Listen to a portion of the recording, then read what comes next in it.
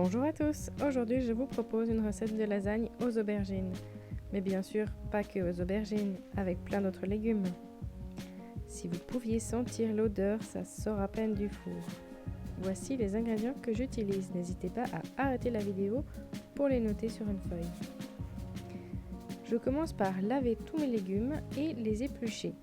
À vous de voir si vous aimez avoir la peau avec ou pas. Personnellement, je ne suis pas fan, même si mes légumes sont bio. Je préfère que les courgettes soient sans la peau et les aubergines, pareil. On éteint bien l'eau entre les légumes, histoire de ne pas trop gaspiller d'eau.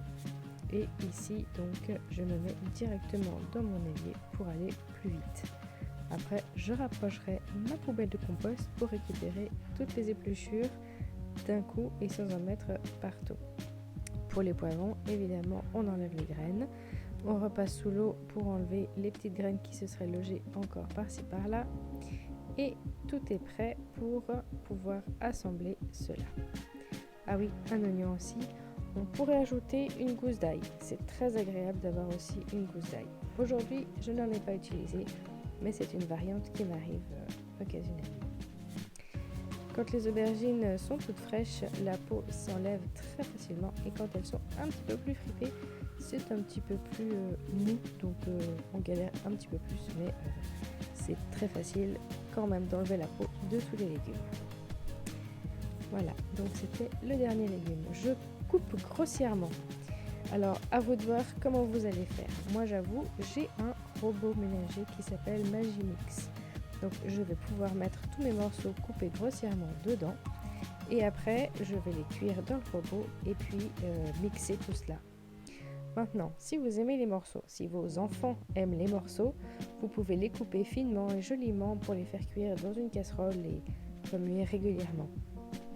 L'avantage de ce robot ménager, c'est que je peux donc tout laisser cuire, ça mixe. Et puis ensuite, quand c'est prêt, ça fait bip et je n'ai pas besoin de rester à côté.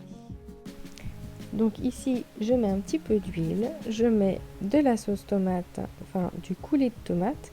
L'avantage du coulis de tomate, c'est qu'il n'y a pas de sucre dedans, alors que souvent les sauces tomates du commerce contiennent du sucre. J'ajoute quelques épices selon les goûts, vous pouvez ajouter du persil, du basilic, ce que vous aimez, de l'origan.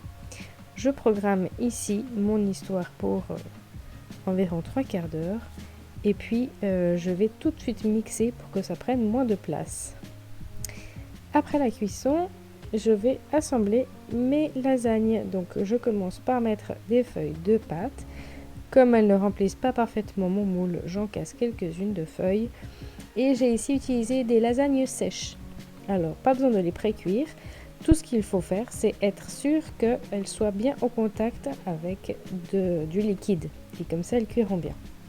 Je vais mettre à chaque fois donc pâte, sauce, un peu de crème, parmesan. Et reproduire donc ces couches-là jusqu'à ce que mon plat soit entièrement rempli. Donc ici, je vais pouvoir faire plusieurs couches.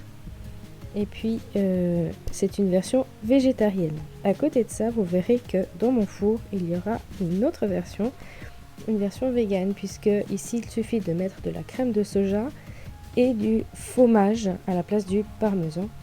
Et la recette devient végane.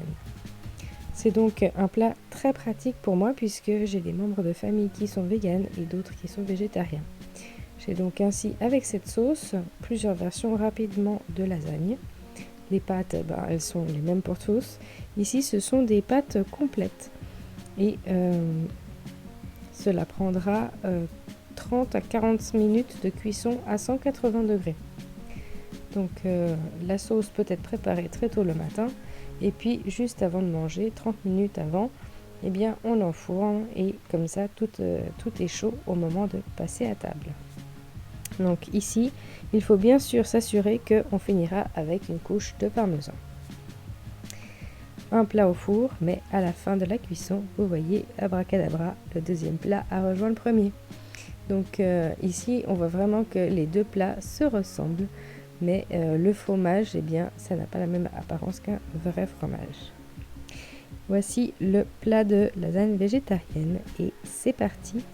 On va pouvoir passer à table. Je vous souhaite bon appétit et bonne dégustation. Belle journée à tous!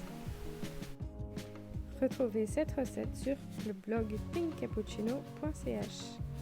Vous pouvez aussi suivre ce compte sur Instagram avec pinkcappucc. Si vous aimez la vidéo, n'hésitez pas à liker, abonnez-vous et partagez le lien.